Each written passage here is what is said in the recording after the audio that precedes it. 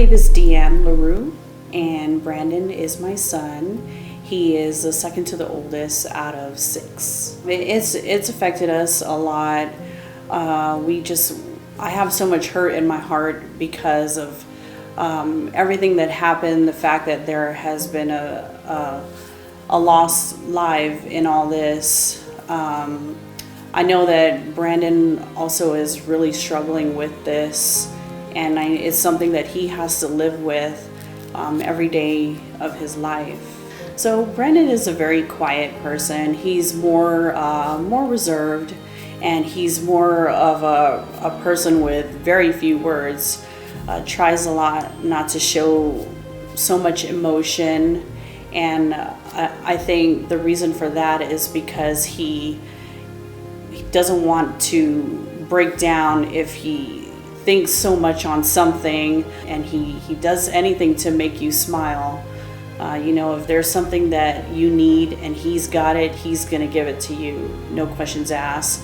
He's very nurturing with his other siblings. He was very close with my parents, and he was also very close with his papa that had recently passed away about 5 days prior to his accident. Hi, my name is Sheena Judy Mitchell, and I know Brandon. He's been going to school with my son since about middle school, so probably over the past 7-8 years. My relationship with him is slightly indirect. Him and my son, their birthdays are a day apart, and they have very similar personalities. So I've always observed that, and we went through a divorce, my son's dad and I, and he was there for him through that time. Really, they're both very, very quiet. My son does not show a lot of emotion, and I think that it's a cultural thing because I'm also not an emotional person.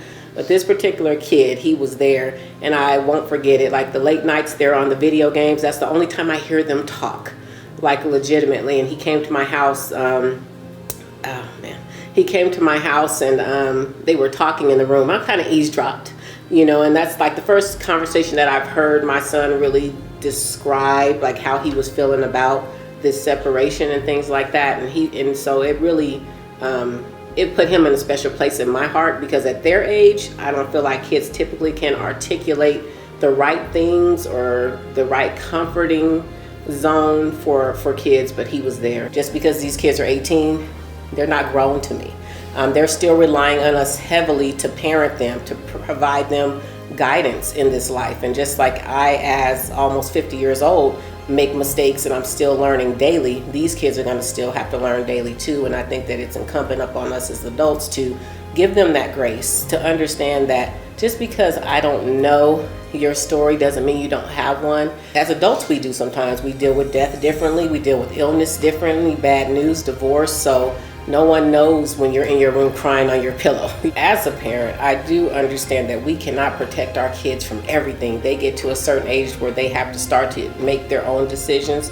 But I also empathize with the young lady's mother. I'm a mother. I can't say that I wouldn't want to place blame somewhere. Mentally, a lot of people feels like that's going to give them closure and healing.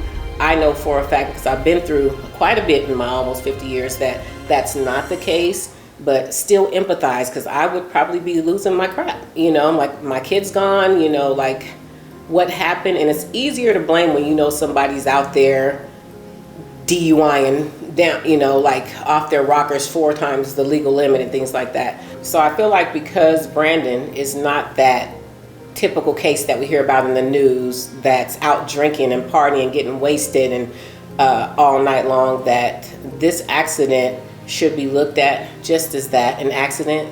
So this is truly a tragedy, but an accident nonetheless.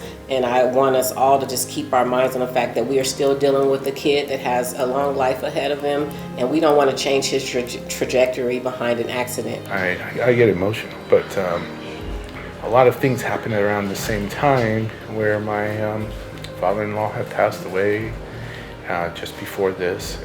We had Brandon's birthday a few days before that, and since this happened, it's like I tend to myself to kind of bury it inside emotionally, and I ended up having a kidney issue where I had to be placed in the hospital for a couple weeks, which was all effective, stress and stuff. And we don't drink, we don't smoke, we don't, party. We're homebody people. We're, just a whole close-knit family with the in-laws and the cousins and brothers. And we do feel, emotionally sorry for, the things that had happened with the other family. And I know Brandon does too. And we try not to talk too much because we don't want him to get, too emotional, because he's already emotional as a person himself already. Like I said, he's a quiet person.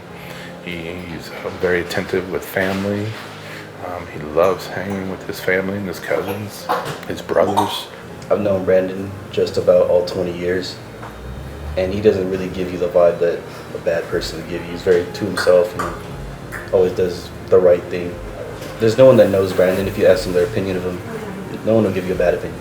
I feel like it's just not fair. Like, I don't think he's the type of person that deserves to go to jail or prison. And then, like, when they got him on the news, they're making it to be out like he was some sort of bad person, like he meant to hit that girl. And like, they don't know him. They can't make that assumption about him. It definitely, like I said, we feel for the family of the other parties that were involved in this, and nothing we would ever want to happen to the other people or anybody out there, because like I said, we're passionate people, and we're not against the world and things like that. And I mean, it killed us enough when he was incarcerated the first time while waiting for bail or whatnot. No matter exactly what happened, and the outcomes, we just want the family to know that, we do empathize with that family. Nothing that I say today could do anything to bring them back, but I'm really sorry for what happened that day. I wouldn't want anything like that to happen to anyone, not even somebody that I don't like. I wouldn't want anything like that to happen to them. I just asked for a second chance for my life, just to live it. I'm very sorry that happened.